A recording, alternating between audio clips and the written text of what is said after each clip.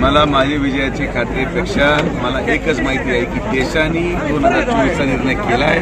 प्रधानमंत्री नरेंद्र मोदीच होणार आणि नरेंद्र मोदींना प्रधानमंत्री करण्यासाठी मला लोक निवडून देतील हा आत्मविश्वास आहे. तुम्ही आता भाषणामध्ये उल्लेख केला गोपीनाथ मुंडे साहेबांचा आणि विखे कुटुंबाच्या जिव्हाळ्याचा संबंध. तुमच्या समोर असलेला विरोधी उमेदवार निलेश लंके आहेत की पवार आहेत, म्हणजे ही विखे विरुद्ध पवार अशी लढाई आज समजता का तुम्ही?